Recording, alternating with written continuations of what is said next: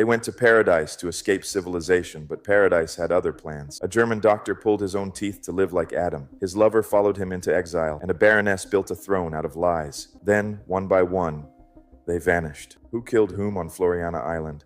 And why do the Galapagos still whisper their names at night? I'm Arturo, and this is Latin Lore, from Latin America's history to mysteries and true crime, to local legends, whispering Latin intrigue. Every tale is triple verified in archives before it reaches your headphones. Hit subscribe. Fresh revelations drop every week, ready for your next campfire debate. Paradise is a tricky word. It smells of mango and salt, cool shade under a tamarind that never knew winter, but it also hides a knife under the tablecloth. Imagine an island at the far edge of our waters, beyond the green skin of our continent, where the sun falls straight down like a judgment, and the sea grinds black lava into gloss. To this island, Floreana, crown of the southern Galapagos, came a dentist with a philosopher's gaze, his lover with a pilgrim's stubborn heart, and later, a woman who styled herself a baroness, trailed by men. They came chasing purity, silence, a utopia at the edge of Ecuador's sovereign horizon. What they found was thirst. What they left behind was rumor, bones, and a question that still blows about those rocks like sand. Who killed whom on Floreana, and where, in the name of all that is brined and burning, did the Baroness go? We will accept what was cruel, praise what was resilient, and speak from this side of the ocean, the Latin side, where sovereignty is not a word in a courtroom, but a line of waves striking black stone forever and ever. The Galapagos have two histories. The first is the raw, original one, the breath of volcanoes made visible. The second is human, and it begins not with Charles Darwin, whom foreigners love to crown, but with a Dominican bishop lost at sea in 1535, Fray Tomás de Berlanga, blown off course, who found on Floreana a spring, El Cerro del Agua, that would save many lips from cracking. Our elders in the port still whisper that the bishop's men drank in such gratitude that their cries went up with the frigate birds. But that is another story. Later came pirates who found a kind of post office there, just a barrel tucked by the beach, Post Office Bay, where sailors left letters to be carried home by luck and passing ships. An old habit became a tradition in our waters. We, the people of the coasts, love a message that depends on the wind. But the islands keep a third history, the one I must tell now. The fever of utopia, the bite of jealousy, the disappearances, and the echoes that will not lie down. Before the dentist and his lover came, there was a ghost. He has many names in our cantina, but one endures. Patrick Watkins, the Irish castaway. Around 1807, swept by the currents and stubbornness, he fetched up on Floreana and lasted 2 years on iguana, tortoise, lobster, and the grace of those who passed with barrels of whiskey and sacks of flour. He stole a boat, they say, and fled to Guayaquil with a few comrades who somehow never made it. From the dock, the city swallowed him. In the bars of San Cristobal, older men still swear he did not leave alone. They say he went with a shadow that lingered behind, wandering the gullies and pig runs, whispering to the night. Call it a legend, call it the justice of the island. Either way, no one sensible on Floreana walks in the dark without a light and a prayer. If you think such tales are provincial, consider how many Europeans vanished in our lands after their wars, both the hunters and the hunted, melting into jungles, ports, and mountain towns, leaving only their last names in baptismal books. Disappearance is a tide we have known. The sea teaches it. After the Great War, 1914 to 1918, and as another worse storm gathered in Europe, a different tide set toward the equator. Some Germans, disgusted with the barbarity blooming in their own streets and the indulgent boredom of the salons, began to dream of a garden without society. Of all places in the world to build that illusion, they chose Floreana. Perhaps they had read about it in William Beebe's pages. The end of the world, he wrote, meaning primitive, stark, and cosmically empty. To a certain mind, the end of the world sounds like a beginning. Two such minds belong to Dr. Friedrich Ritter and Dore Strauch. Remember their names because their stubbornness would become the island's weather. He was in his 40s, a physician and dentist out of Freiburg, son of a merchant farmer from Wolbach, married too young to a dancer from Darmstadt, and weary, so he said, of the thick air of civilization. She was 24, sharp and spirited, married to a schoolmaster twice her age, with a body that had already endured hospital wards and the label of multiple sclerosis. Both were readers of Nietzsche and Schopenhauer, and both believed food could be a philosophy. They chewed deliberately, spurned meat, practiced nudism. He could be stern to the point of ice, She could be proud to the point of refusal. They told themselves they were going to Eden to become not just lovers, but experiments. He did something before he left Berlin that would become part of his legend. Knowing that a toothache could ruin any Eden, the doctor had all his teeth removed and installed in his jaw, a gleaming stainless steel denture he could unhook at will, like a conquistador unbuckling armor. Later, when Dore's gums caught fire from infection, he pulled every one of her teeth with primitive methods: pliers, wire, no anesthesia, only resolve and island silence. On July 3rd, 1929, they sold what they owned, disentangled themselves from spouses with an almost philosophical politeness, and boarded from Amsterdam. When they reached Guayaquil, they had to wait like anyone else, because this is the Pacific and not a clock. The consulate took their deposits. The city gave them hats and a lesson. Here, the sun was no joke. They finally sailed on a tired vessel called Manuel E. Cobos, commanded by a tall Norwegian with blue eyes and a past like a shadow play, Captain Bruns. He had appeared in Guayaquil without papers, and like many men who arrived that way, gathered stories like barnacles. Spy for Germany? Killer of British agents? No one could say, but everyone could tell you a version over rum. He brought them to Post Office Bay, Floreana. He proposed a partnership in a scheme to hunt feral stock on the island for the mainland markets. They smiled as politely as people can smile while sharpening a no. They did not cross the sea to sell meat. They crossed to escape appetite itself. The captain left his Ecuadorian boy, Hugo, 14 years old, sure with a rifle, a master of 2 mastiffs, to help them. He offered a tour among the islands to show them their new neighborhood. Black coastlines, water like hammered blue metal, ridges like the backs of sleeping giants. Then he was gone, and sometime after, the Manuel A. Cobos ran out of fuel and was crushed by an Antarctic current that can turn boat and man into evidence. Bruns and his men died against rock. The sea keeps better books than the living. And so our purists stood in the heat, naked by intent, boots laced against knives of lava, and they looked inland. Adamite, they called their fashion. Nothing at all but boots and grit. From the beach they carried their crates up into the heart of a small volcano where the ground opened into a bowl of green. They found paradise.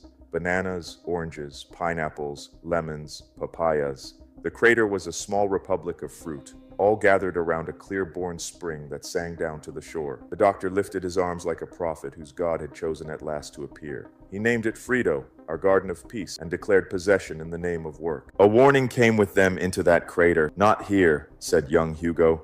This was the place of Watkins's stone house, and at night the dead walk. Our Germans didn't flinch. Spirits were metaphors to them. Metaphors cannot bruise. Hugo, who believed as the island taught, would not sleep in the bowl. He vanished each dusk back to the old storehouse by the bay, leaving the crater to the zealots and to whatever else breathed there. And there was much else. Goats, rabbits, sheep, donkey, the feral descendants of colonists. Ecuador had once tried to root here 50 years earlier. When that experiment failed, the animals were left behind. They came down to drink from the crater's spring. Our dentist philosopher, who would rather shoot his own hand than a beast, tried to outthink an enormous boar that ruined his garden nightly. He fired warning shots. The boar shrugged. He mixed dynamite into bait. The boar ate and burped disdain.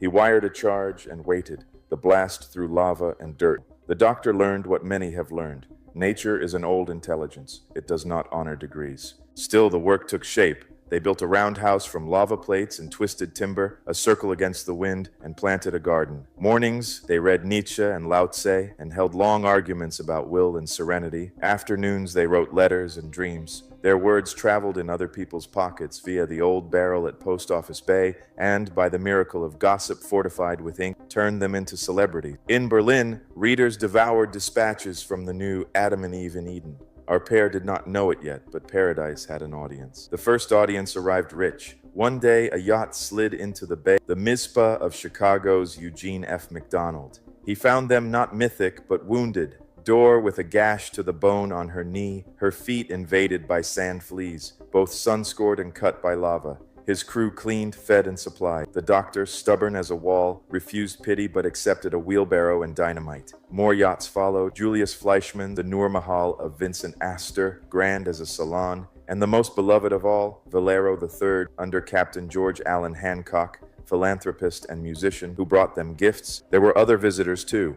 Curious Germans who camped a week and wisely sailed home. The odd grand lady with a parade of animals and a coughing husband, whom a Berlin specialist had sent to recover in paradise. The doctor, who had not left civilization to run a sanatorium, denied her lodging, and she retreated with offense and monkeys. Strangers learned that knocking on Friedo's door found no hospitality. The couple had come here for solitude, not salon. Yet life rarely respects intentions. From their letters and their strange fame, a second European family, mundane by comparison but resolute, found their way to Floreana.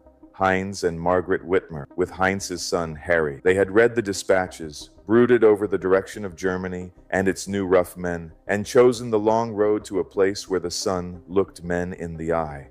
Their first lesson came before land. No one wanted to risk a landing on Floreana's teeth of rock. After days watching the waves fade from fury to fatigue, they stepped ashore at Playa Negra, today's Puerto Velasco Ibarra, with their goods, their Alsatians, and their hope. They found, as everyone sees, a cave first. In that cave, on New Year's Day, 1933, their son Rolf was born, the first native of Floreana, given to the island by love and stubbornness. The doctor helped with the delivery, but Harry would later drown in the sea that heals and takes without keeping score. The relationship between Friedo and the Wittmers settled into a careful truce. The doctor, who prized solitude like breath, watched these others with a distaste that was almost doctrinal. Yet, he could not deny need. He and Dore helped at the birth. The Wittmers shared in emergencies. Civil nods were exchanged along footpaths. Meanwhile, under the calm surface of work and letters, another storm gathered. She came styling herself as Eloise Verborn de Wagner Bosquet, and she brought performance with her. From the moment her boat nosed into Post Office Bay, the island had a new queen who needed no crown. Only two European lovers, Rudolf Lorenz and Robert Philipson, a young Ecuadorian Valdivieso, servants, animals, crates and crates of things, and a gaze so bright with pretense it could light a room. She planted a flag that no government had given her and announced the rise of Hacienda Paradiso, an empire of luxury for passing millionaires. 40 windows ordered, water rights assumed as if the island's spring had been born for her hand. She walked to the cliff each morning with a pistol at her hip, a knife perhaps, and a whip whose crack could lacerate air. Sailors risked the shoal to watch this spectacle of silk shorts and arrogance. She called herself Baroness, which in Quito was good for a laugh, and in Floreana was suitable for trouble. Trouble grew. Mail to the Ritter crater went missing and reappeared, opened, altered. Baroness entertained strangers and poured into their ears a brew of rumor and slander that made stars and villains out of the island's few souls, always with herself in the center of the stage. She took a fancy to ambush at Playa Negra, declaring to boat captains that this was a private domain and they were trespassing. To one honeymooning couple, she allowed a landing, and then, full of mischief that has another name, placed them in an oarless skiff and shoved them towards the teeth of rock. Had the sea been in a different mood, we would be telling a darker story. Sovereignty matters in a place like this. Ecuador's governor on San Cristobal should have settled the water quarrels and the bullying. Instead, intoxicated, the islanders whispered, by the Baroness's theater, he took to visiting and taking no action that stuck. In May 1934, an inspector came, measured 20 hectares for each family, drew lines on a map, and, if gossip is to be believed, shared the Baroness's bed before sharing the boat back to San Cristobal. The spring by the Wittmers' plot still ran under the shadow of the 40-window plan. Heinz, who was no philosopher but understood the weight of a full bucket in a dry season, said aloud that if the law could not guard his family, he would find another way. Meanwhile, everyday cruelties made God wince. The Baroness borrowed Dore's beloved donkey to haul supplies and starved the beast to its knees. Dore wept over that animal as if over kin. A shipment of 40 tins of condensed milk that the Wittmers had ordered for their baby evaporated somewhere in the chain of boats and favors. Days later, the Baroness arrived smiling, offering tins for sale at a price. You do not need a judge to hear the verdict in a father's fate. The Baroness's household was a notebook of injuries. In San Cristobal, she hired a new lover, Arens, for 80 sucres a month, a wage and a vow. The men around her watched their positions wobble like the compass in a storm. Philipson burned with jealousy. Lorenz, the one who had followed her longest, was reduced to sleeping on the floor and to the banal torments of control, labor without food, scorn without end. Dore, who listened as a fellow woman and recoiled as a moral creature, decided her neighbor was a maniac of sex. A diagnosis without a diploma, perhaps, but not without evidence. There was a hunt, because the Baroness liked hunts. The men of her court, among them Valdivieso, went to the grasslands of the island's interior, and a journalist, a handsome German, had arrived, as journalists do, with fresh ears and clean paper. Shots sounded. One shot put Arends on the ground, blood blooming in his chest. The Baroness pointed at Philipson, then at Lorenz. Lorenz, for once, did not flinch. He pointed to the Baroness's own rifle, still warm. She admitted it. An accident, she said. And who can contradict an accident when it lifts its shoulders? The doctor tended to Arend. The man lived. But the island heard something new in the echo of that gun. The prospect that the Baroness could erase a lover when he no longer amused her. Even those rich visitors who had once delighted in the island's freakish theater began to choose their friends. When Vincent Astor returned with the Noormahal, he visited Friedo, laughed at Dore's donkey's beautiful arias, the Caruso of Floreana, he called them, and did not cross the line to Hacienda Paradiso, no matter how the Baroness preened. And Captain Hancock, steady benefactor, agreed to ferry the young Ecuadorian Valdivieso away. The boy had fallen out of favor and feared the punishment that comes to those who displease a queen without a crown. Pressure makes heat, heat cracks rock. By March 1934, pressure on Floreana had become a thing you could taste. Then the story spun. On March 27th, remember this date, Margret Wittmer came up to Friedo with gifts for Dore's birthday and with a tale. A German yacht of tourists had dropped anchor, admired the Baroness's palace in progress, and invited her and Philipson aboard for a joyride to Tahiti. The Baroness, face turned to a new sun, had gone. They left without goodbyes. Their rooms were not emptied exactly, but were not occupied either. The island exhaled maybe, or inhaled. Tahiti, it is a word like a postcard. But if you ask the harbor managers of that season, and some did, no such yacht arrived from the Galápagos then, nor in the weeks after. No one there remembers a Baroness with a whip. Perhaps the memory of Tahiti was meant for local ears. Other facts, harder to shape. Sometime later, the Wittmer home displayed pieces of the Baroness's world, household things, jewelry, even the pendant she wore like a charm, a portrait of Dorian Gray that made the doctor scoff but suited the ironies of its keeper. How did these things migrate from Hacienda Paradiso? Margret wrote later that the Baroness had named Lorenz her heir, and that Lorenz, before leaving, entrusted the estate to the Wittmers. That is a story. It might even be true, but it does not quiet the wind. Meanwhile, Lorenz, the man most likely to know, behaved as men do when they have too much knowledge and too much fear. He packed as if the island were on fire, hired a Norwegian fisherman named Nugarud, who had put in at Floreana, and set out for San Cristobal, hoping to catch a ferry to Guayaquil, and from there a ship to Hamburg, and a city where all this would make sense. They never arrived. Months later, far to the north on the most arid island in the chain, Marchena, two bodies were found, mummified by sun and wind, sprawled with one arm over their faces against the light, the other clawing the sand. Captain Hancock told this himself, a postscript to Dore's account. One corpse carried a passport that settled names. Lorenz had not escaped. He had walked into the furnace and lain down on the anvil. Our islands do not love human certainty. They have their own. But we, who tell stories on this side of the sea, can take stock. If the Baroness and Philipson sailed to Tahiti, they did so on a ghost ship. If they did not sail, then they were removed. Many believe Lorenz, whipped and starved and humiliated to the edge of the cliff, killed them both. If so, he may have burned their bodies with the acacia wood that blazes so hot it can turn even bone into rumor. Did none of the island know? Wittmers lived near. Margret and Eloise were for a season friends. The island is not significant. Yet some silences last longer than waves. And what of our dentist and his lover, those original zealots? A drought fell in 1934 that felt like a decision. The sky locked, the spring faltered, the gardens sizzled to brown. Sea breezes kept the air almost cool to the skin. Humboldt's great river of water flowing north out of Antarctica. But the sun did not pardon. The doctor worked in a fury, writing the book he believed would reconcile the will of Nietzsche and the stillness of Lao Tse, a fusion of heroic action and quiet surrender. Every day, he translated his own German into English, afraid that others would steal the music or the meaning. Dore tended what flowers would live, and the animals that had not already died or been culled to spare their suffering. In those days, if you walked into the crater, you could see two ways of facing the immense: rage and tenderness. Both are prayer. April came, and with it, blessed rain. The parched soil sighed, Seedlings nosed up like small green tongues of gratitude. Harmony, too, returned to Friedo, as if the same clouds that loosened water over the crater had loosened old resentments and shaken out the dust. After so much denouncing of weakness, the doctor softened. After so much bracing against disdain, Dore breathed. They had no food to waste, but to put protein in their blood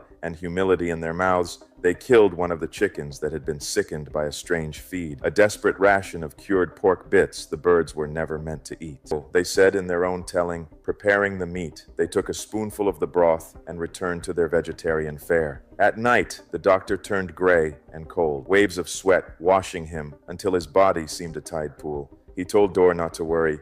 She gave him a drink of bicarbonate, then coffee, then the kind of helpless attention lovers invent at 3 a.m. When he understood the pattern of his breath, he asked for Nietzsche's passages from Zarathustra. He pointed to lines for her to mark. "Remember these," he said, in a voice already turning inward.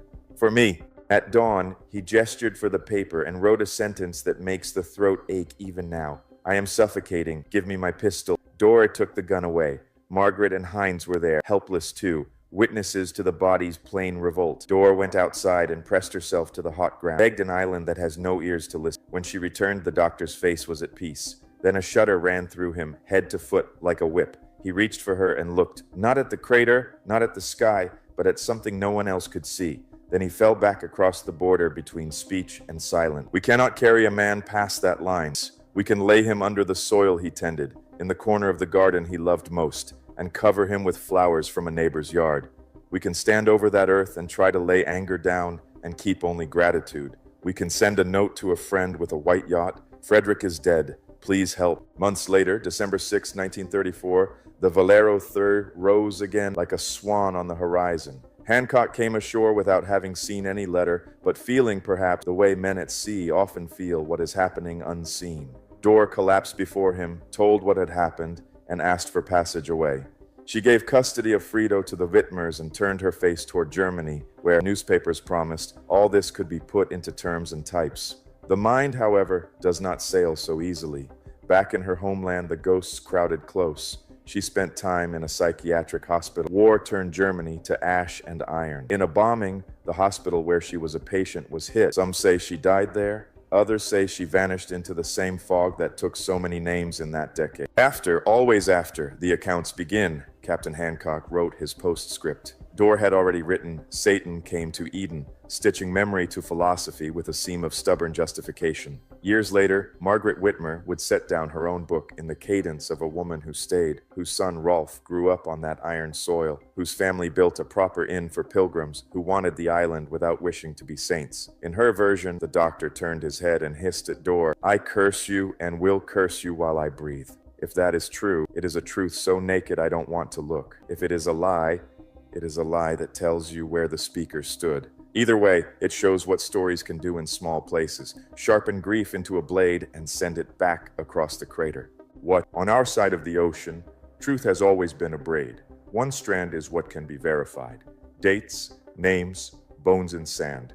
Another is the memory of those who lived long enough to prefer silence and hints. The third is culture itself, our assumptions about women and men, about class and title, about who has the right to draw borders around water. When outsiders tell this tale, they love the eccentricity, the steel dentures, the naked gardener, the Baroness with a whip. The Latin truth is colder and warmer at once, sovereignty and survival. The island belonged to Ecuador long before any self-exiled utopian brought his books. The spring was not a concept, but a lifeline. The mail in the barrel was not quaint. It was a bargain with isolation. When the governor failed, people made their own law, and that law was the hard kind, the kind that would push a skiff off a beach, or burn a body until even the teeth are gone. If your heart is beating a little faster now, good. That means you understand that Floreana is not a stage, but a place. Its black rocks gleam because once they were lava, pure fire, brushed by rain and wind, until they shine like the inside of a shell. The Humboldt current cools the air, the sun refuses to care. If you visit, you will see marine iguanas in their prehistoric prayers, sea lions asleep like drunkards in the shade, blue-footed boobies stepping like clowns, and the long distances. You will also see, if you listen, our people, Ecuadorians of the coast and highlands, who work boats, carry supplies, raise children, and maintain a fragile balance between tourism and dignity, conservation and survival. We have learned that paradise must be managed, not imagined. As for the dead, Patrick Watkins still prowls the island in the stories of the night. The Baroness and Philipson lie where fire erased, or else they are in Tahiti under other names, telling autres histoires to other strangers. Lorenz made his last camp on Marchena, and the fisherman Nugarid with him, their hands still raised to a sun that has never paused. The doctor lies under soil that smelled of rain once, in a garden whose path Dore walked alone before the white yacht came back like a promise. The Wittmers stayed. Margret lived long enough to wave the century through and die in 2000 on the island that made and unmade so many others. Her family runs an inn there still, because life needs beds more than manifesto. If you want a verdict, I cannot give you one. I can only give you the shape of our knowing. The Baroness arrived in 1932 with a quarrelsome court and a plan to privatize an island spring by performance. She bullied, seduced, intercepted, humiliated, and in the end, vanished. The most circulated story says a German yacht took her to Tahiti on March 27, 1934. Tahiti does not remember her. Pieces of her things turned up in a neighbor's house. Lorenz, whose love curdled into something that can break bone, likely killed her and Philipson and made a pyre that fooled even archaeology. He fled and died of thirst, his face turned away from the light that had deceived him, his fingers raking sand that never gives water. The doctor, who chewed the world slowly, swallowed the wrong thing. Was it the chicken's poison? Botulism is a word that comes easily to medics. To storytellers, we say that pride kills too. Dore says he went out with Nietzsche on his lips. Margret says he went out with bitterness on his tongue. Both may be true inside their tellers. In a small place, the wind shares words among houses until even grief becomes a chorus. And what is left for us, we who narrate with salt under our nails? We have the lesson of sovereignty. Islands attract those who believe law is a costume, but law, like tide, wears away the stone until the shape of responsibility shows through. The lesson of resistance. That Ecuadorians endured the theater and the dryness, the sudden visits of wealth, and still claimed this archipelago, declaring to every ship's captain and every investor that these rocks and waters are not a costume but a country. We have the lesson of humility, that utopias break on the first reef of daily bread, that a donkey's ribs are an indictment. And we have the lesson of memory. Out in Post Office Bay, the barrel is still there. People slip letters in and draw letters out, trusting the old covenant. We will carry each other's stories when we can. Visitors leave postcards to themselves in the future, write to children not yet born, or to grandparents already gone, and strangers lift those notes and take them to the other side of the earth. That is how we handle distance here. That is how we heal. Before I close, let me make one last offering, not as a guide, but as a neighbor. If you come to Floreana, cover yourself. Do not be fooled by the ocean breeze, which is the Humboldt's cool hand pulling north from Antarctica. The sun does not care about your romance. Wear a hat. Glove the hands that will pick up shells and stories. Dark glasses are not vanity, they are respect. And when evening pours into the crater and the animals descend to drink, listen. The pigs grunt, the goats tick their hooves on stone. In that chorus, if you are quiet, you will hear the low music of something older than all of us, the island's insistence on being itself. In that music lives Patrick's terrible laughter, Baroness's heel, Lorenz's last breath, Dore's soft goodbye, the doctor's line of text crossing a page, Margret's resolute broom sweeping a doorstep. All of them, arrogant, frightened, cruel, faithful, were swallowed by a land that does not know our words. We, people of the Latin coast, say that truth is a lens that you choose and polish. Ours is ground from basalt and salt, and the sound of Spanish shouted across a deck. Through it, the Galápagos Affair is not an exotic tragedy performed for northern eyes. It is a story about what happens when outsiders mistake our islands for a mirror. The mirror answers back, and the sea remembers everything. So, when you hear again the old headline, Modern Adam and Eve, Mad Empress, Insatiable Baroness, smile if you must. Then recall the spring in a crater, and the long walk up from the beach with a crate that bites the palm, and the way a woman leans over a baby in a cave while the sea writes a lullaby on black stone, and the way a man chooses to remove his own teeth so that hunger will have fewer handles on his life. Remember that, in the end, the island kept what it wanted and gave back only what it could not keep. Stories. Thanks for trekking the hidden trails of Latin America with me. If tonight's story unsettled you, subscribe and ring the bell because Latin America's darkest stories are far from over.